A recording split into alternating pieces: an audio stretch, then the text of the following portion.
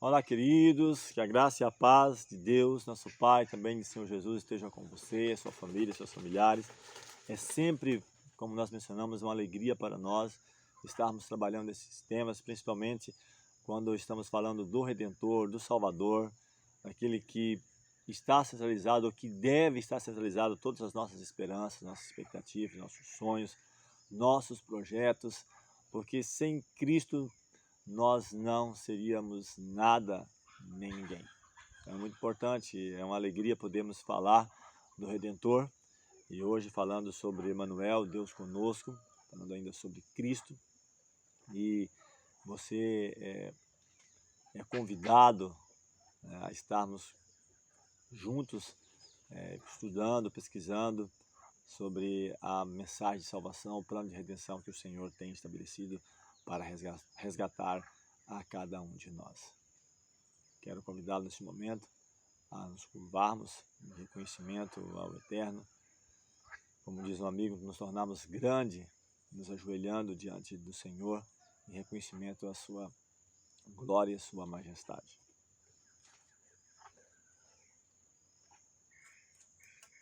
Senhor, te agradecemos pelo cuidado, a proteção, a vida que bondosamente nos dás e a oportunidade de podermos meditar mais uma vez em Tua Palavra. Rogamos a unção do Teu Santo Espírito na nossa vida, sem a qual seria impossível compreender a Tua Palavra, para que a cada dia nós possamos não somente entender, mas estar dispostos também a praticar no nosso viver diário. Nós pedimos essas bênçãos e agradecemos no nome de Jesus. Amém. Vamos lá então, Mateus capítulo 1, versículo 23, diz o seguinte: ele será chamado pelo nome de Emanuel, que quer dizer Deus conosco, ou Deus está conosco, ou Deus ele se relaciona com a nossa vida. Deus está preocupado com os nossos afazeres, com os nossos negócios, com a nossa vida, não simplesmente no contexto religioso, mas no contexto integral, físico, mental, emocional e espiritual. Deus, ele quer o nosso melhor e não se contenta simplesmente na revelação aos profetas, aos patriarcas, através da natureza, mas ele envia o que há de melhor, o seu amado Filho, Cristo Jesus. Voltando um pouco, rememorando um pouco no princípio, onde Deus se manifestava em todas as obras da criação, foi Cristo que estendeu os céus. Por isso que estamos mencionando muitas vezes, já falei sobre isso, temos a ideia equivocada de que Cristo só se manifesta quando nasce aqui como uma criança indefesa. Não. Foi Cristo quem estendeu os céus, lançou os fundamentos da terra. Foi a sua mão que suspendeu os mundos no espaço e deu forma às flores do campo. Então, é muito enriquecedor conhecermos isso. Ele converteu o mar em terra firme, Salmo 66, versículo 6. Seu é o mar, pois ele o fez, Salmo 95, versículo 5. Foi ele quem encheu a terra de beleza e de cânticos o ar, e sobre todas as coisas na terra, no ar, no firmamento, escreveu a mensagem do amor do Pai. Como o próprio amado João, vamos falar sobre, provavelmente sobre ele e seus escritos também. Ele escreve: no princípio era o verbo estava com Deus e o verbo era Deus. Todas as coisas foram feitas por ele e sem ele nada do que foi feito se fez. Foi feito por ele e para ele, Filho de Deus.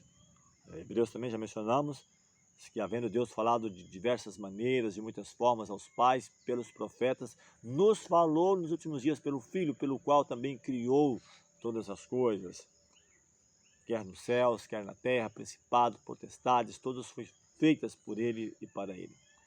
Então, se nós voltarmos de todas as representações secundárias, nós contemplamos Deus em Cristo. Olhando para Jesus, vemos a glória do nosso Deus, do Eterno, é dar. E Cristo diz: nada faço por mim mesmo. João 8, versículo 28, ele fala sobre isso. O próprio Cristo disse: o Pai que vive me enviou e eu vivo pelo Pai. João capítulo 6, versículo 57. Ele diz: eu não busco minha própria glória, mas a daquele que me enviou. João 17, versículos 18. E ele diz, manifesta-se nas palavras de Cristo, ou o grande princípio, que é a lei da vida para o universo. Todas as coisas Cristo recebeu de Deus, mas ele recebeu para ele mesmo? Não, recebeu para dar, para entregar-nos para nós. E assim nas cortes celestes, em seu ministério, por todos os seres criados, através do amado Filho, do Filho de Deus, flui para todos a vida do Pai. Então isso é importante também abrir esse parênteses. Note que por meio de Cristo ela volve em louvor e jubiloso serviço. Diz que uma onda de amor, a grande fonte de tudo. Assim, através de Cristo, completa-se o circuito da beneficência, representando o caráter do grande doador da lei da vida. Então isso é importante falarmos. O Eterno é incriado, existente por si mesmo. Diz que ele gera um filho do seu amor. E juntamente com esse filho, o Cristo, que é expressa a imagem de sua pessoa. Filho não somente aqui, quando ele nasceu como uma pequena criança indefesa, mas filho da eternidade, justamente com o Eterno, com o Pai, que cria todas as coisas. Cristo diz, assim como o Pai tem vida em si mesmo, deu ao Filho ter vida em si mesmo. Então Cristo tem vida em si mesmo, vida não derivada, não emprestada, como a minha ou como qualquer outro ser, mas assim como o Pai que tem vida em si mesmo, ele tem vida em si mesmo. Por isso ele diz, olha, eu tenho poder para dar e poder para tornar a tomá-la, porque esse mandamento eu recebi de meu Pai. Mas ele diz que através de Cristo, Deus, Cristo, isso completa um circuito para todos. Essa é a lei do céu, dar, não existir por si mesmo ou para si mesmo.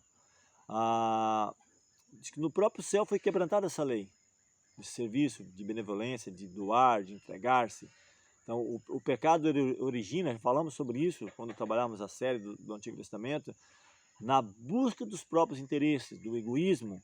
Lúcifer, o querubim cobridor, ele desejou ser o primeiro no céu, procurou dominar os seres celestes, afastá-los do seu Criador e receber-lhes ele próprio as homenagens. Então, portanto, o que ele faz? Ele apresenta falsamente a Deus, atribuindo o desejo de exaltação própria. Ele tenta investir o amorável Salvador, o Criador, com as suas próprias e más características, ou seja, de Satanás, de inveja, de maldade, de egoísmo, de pensar em si mesmo. E assim ele enganou os anjos, enganou os homens e levou-os a duvidar da palavra de Deus, desconfiar da bondade de Deus. Mas como o Senhor seja um Deus de justiça, terrível majestade, Satanás fez com que os anjos, as pessoas, consideraram a Deus como severo, inclemente, e assim arrastou os homens a se unirem com ele na rebelião contra Deus, as trevas, a miséria que baixava sobre o mundo.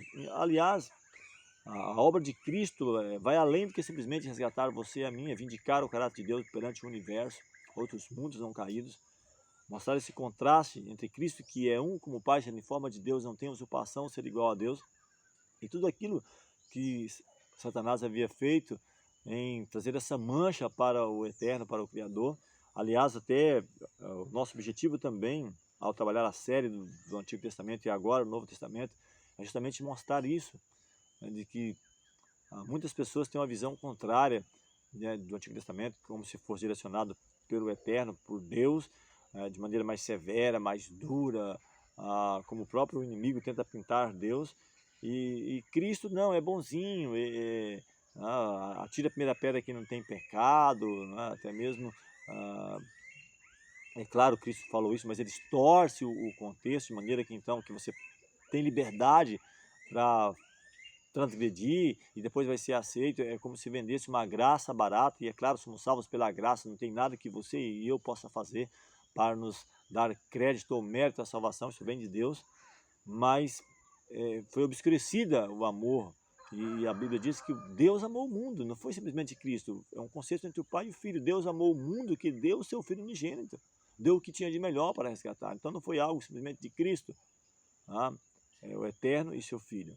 Então a terra ela estava obscurecida devido a essa má compreensão de Deus. E Cristo veio justamente para revelar isso. Então, para que as tristes sombras, né, se pudessem iluminar, para que o mundo pudesse volver ao Criador, voltar ao Criador. Então, era preciso que se derribasse esse poder enganador de Satanás, que Cristo viesse em pessoa, demonstrar o contraste entre o seu caráter e o caráter do inimigo. Então, o exercício da força é contrário no governo de Deus. Poderia Deus facilmente ter destruído o inimigo, mas haveria muitas perguntas, muitos questionamentos, com certeza, se Cristo houvesse feito isso, se o Eterno tivesse feito isso no céu, aquele confronto que houve. Então Deus foi preciso que Deus permitisse que desenrolasse as obras de Satanás, que manifestasse aquele seu projeto de governo, para que ficasse claro diante do universo. Então Deus deseja unicamente o serviço do amor, e o amor não se pode impor, não se pode ser conquistado pela força ou pela autoridade. Então só o amor desperta o amor. Então conhecer a Deus é amá-lo. Seu caráter deve ser manifestado em contraste com o de Satanás. Essa obra unicamente um ser em todo o universo era capaz de realizar. Somente aquele que conhecia a altura, a profundidade do amor de Deus podia torná-lo conhecido sobre a negra noite do mundo. Devia erguer-se o sol da justiça, trazendo salvação sobre suas asas. Então somente Cristo poderia fazer isso. Malaquias capítulo 4, versículo 2, sobre isso, trazendo salvação às suas asas. Fala sobre essa questão. Não somente um ser, somente Cristo. E ao falar sobre o plano da redenção, isso não foi um pensamento posterior, formulado como de emergência após a queda de Adão. Foi a revelação do mistério que desde tempos eternos esteve ocultos. Romanos 16, 25 fala sobre isso. Foi o desdobramento dos princípios que tem sido desde séculos da eternidade, o fundamento do trono de Deus. Desde o princípio, Deus e Cristo sabiam da apostasia de Satanás e da queda do homem mediante o poder enganador do inimigo de Deus. Porém, o Senhor tomou providências para enfrentar essa terrível emergência. Tão grande era o seu amor pelo mundo que consertou, como nós mencionamos, entregar o seu Filho unigênito, para que todo aquele que nele cresce não perecesse, mas tivesse a vida eterna. Então é dessa maneira, não foi algo feito às pressas para resgatar o homem. O mistério oculto diz que aquele que é poderoso para vos confirmar segundo o meu evangelho, disse Paulo, e a pregação de Jesus Cristo, conforme a revelação do mistério que desde tempos eternos esteve oculto, mas que se manifestou agora e notificou pelas escrituras dos profetas, segundo o mandamento do Deus eterno, a todas as nações para a obediência da fé. Ao único Deus, sábio, seja dada a glória por meio de Jesus Cristo para todo sempre. E ele fala mais, amém, amém realmente. Romanos 16, 25 a 27. Ele fala, aquele que é poderoso, eterno, segundo o meu evangelho e pregação de Jesus, o apóstolo ele destaca. E ele até chama a atenção também para as escrituras dos profetas. Pedro fala que nós não vos escrevemos através de fábulas artificialmente compostas, mas aquilo que vimos, João confirma que as nossas mãos tocaram, que nossos ouvidos ouviram. E ele fala o único Deus. E ao único Deus aqui não se refere simplesmente como até pode ser bonito, atraente, né, para a maioria hoje, até mesmo de cristãos que trabalham isso, de uma trindade, de uma unidade de 3 pessoas, mas ele destaca ao único Deus, sábio, seja dada a glória por Jesus Cristo. Então ele está destacando uma única pessoa. Ao único Deus sábio seja dado glória por Jesus Cristo para todo sempre. Ao eterno. E é justamente em relação a isso que começa, não justifica, mas dá início a toda essa revolta, onde o eterno estabelece que Cristo, seu Filho unigênito, aquele único gerado, como um amigo meu gosta de dizer, tem o DNA do Pai, poderia ser adorado tanto quanto o eterno. O inimigo, ele se questiona, ele cria inveja de Cristo, quer ser reverenciado, ser adorado tanto quanto o Filho poderia, e somente o Filho e o Eterno, o Pai, pode ser adorado. Lúcifer dissera, subirei ao céu, Acima das estrelas de Deus exaltarei o meu trono. Serei semelhante ao Altíssimo. Isaías 14, versículos 13 a 14. Aquele que era uma criatura, é claro, preeminente, quem sabe o primeiro entre os anjos, o mais honrado depois de Cristo, amado Filho de Deus, mas ele não estava contente, queria ser semelhante ao Altíssimo. Ele que é uma criatura, e Cristo, sendo em forma de Deus, não teve por usurpação ser igual a Deus. Aniquilou-se a si mesmo, tomando a forma de servo, fazendo semelhante aos homens. Filipenses 2, 6 a 7. Cristo, quando esteve aqui, sendo em forma de Deus, não teve usurpação, esvaziou-se. Tudo que Cristo fez foi dependente do poder do Pai em sua vida. Não foi um sacrifício voluntário. Jesus poderia muito bem, caso quisesse, ter permanecido ao lado do seu Pai, poderia haver retido a glória ali do céu e no céu, as homenagens dos anjos, mas preferiu entregar o cetro nas mãos de seu Pai e descer do trono do universo, a fim de trazer luz aos entenebrecidos e vida aos que estavam prestes a perecer. Então, desde que Cristo veio habitar entre nós, sabemos que Deus está relacionado com nossas provações, que se compadece de nossas dores, que todo filho e filha de Adão pode compreender que o nosso Criador é o amigo dos pecadores. Pois em toda a doutrina de graça, toda a promessa de alegria, todo o ato de amor, toda a atração divina apresentada na vida do Salvador na terra, vemos Deus conosco. Isso é importante para você e para mim, entendermos isso. Para isso tomou sobre si a nossa natureza, passou por nossas provas. Hebreus 2,17 fala sobre isso. Convinha que em tudo fosse semelhante aos irmãos. Cristo em tudo foi tentado, mas a diferença, sem pecado. Se tivéssemos que sofrer qualquer coisa que Cristo não houvesse suportado, Satanás com certeza haveria de apresentar o poder de Deus como nos sendo insuficiente. Portanto, Jesus, como nós, foi tentado em tudo. Hebreus 4, versos 15.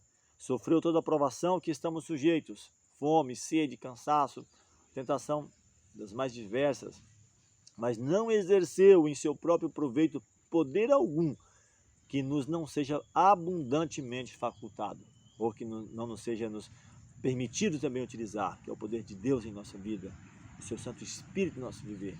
Então, como o homem enfrentou a tentação e venceu-a no poder que lhe foi dado por Deus, diz ele: deleito-me em fazer a tua vontade, ó Deus meu, sim, a tua lei está dentro do meu coração. Salmo 40, versículo 8. Então esse é o segredo, a lei de Deus no seu coração, os mandamentos de Deus, dos quais Cristo diz: eu amo os seus mandamentos.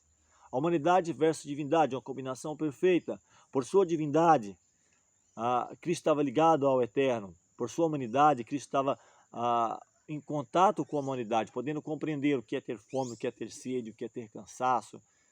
Mas com a sua divindade, ele firma-se no trono de Deus. Como filho do homem, deu-nos o exemplo de obediência, mas como filho de Deus, dá-nos poder para obedecer. Então foi Cristo que no Monte Horebe falou a Moisés, dizendo: eu sou o que sou. E ele fala mais: assim dirás aos filhos de Israel: eu sou, me enviou a vós. Êxodo 3, versículo 14. Foi este o penhor, foi a garantia da libertação de Israel. Assim, quando ele veio semelhante aos homens, declarou ser: eu sou o infante de Belém, o manso e humilde Salvador, é Deus manifestado em carne.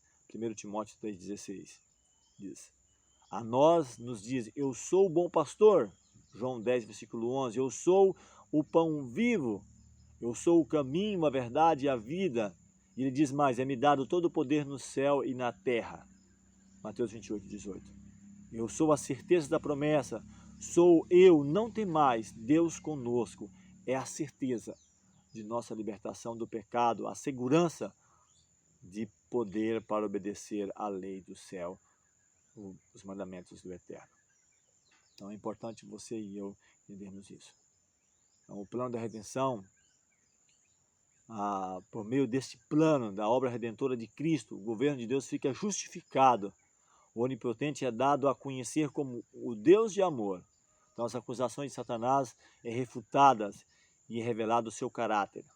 A rebelião não se levantará a segunda vez, porque deixou bem claro o amor de Deus, Cristo demonstrando quando esteve aqui, o pecado não vai se levantar pela segunda vez no universo. Todos estão, por todos os séculos, garantidos contra a apostasia. Então, mediante o sacrifício de amor feito por Cristo e pelo Eterno, o céu se acha ligado com laços que não vai mais se abrir. A obra de redenção, ela será completa. Onde abundou o pecado, diz o texto bíblico, superabundou a graça de Deus. A terra, o próprio campo que Satanás reclama como seu, será não apenas redimida, grave bem isso, mas exaltada. Nosso pequeno mundo, sob a maldição do pecado, a única mancha escura de sua gloriosa criação, será honrado acima de todos os outros mundos do universo de Deus. Aqui, onde o Filho de Deus habitou na humanidade, onde o Rei da Glória viveu e sofreu e morreu. Aqui, quando ele houver feito nova todas as coisas, será o tabernáculo de Deus com os homens. Com eles habitará, diz o texto, eles serão o seu povo e o mesmo Deus estará com eles, será o seu Deus. Apocalipse 21, verso 4. Enxugará todos os olhos, todas as lágrimas. E através dos séculos infindos, sem fim, enquanto os remidos andam na luz do Senhor, hão de louvá-lo por seu inefável dom, Emanuel, Deus conosco. Que o Eterno te abençoe, que o Eterno nos abençoe a entendermos esse amorável presente que o Senhor nos concede. E a cada dia, pelos anos da eternidade, podemos louvar e glorificar o Eterno por tudo aquilo que Ele fez por nós. No nosso próximo tema, vamos ainda falar sobre Cristo, o desejado de todas as nações, e queremos assim a cada dia estar bebendo dessa fonte que é grandiosíssima para a nossa vida. Quero te convidar mais uma vez a nos curvarmos diante do Eterno.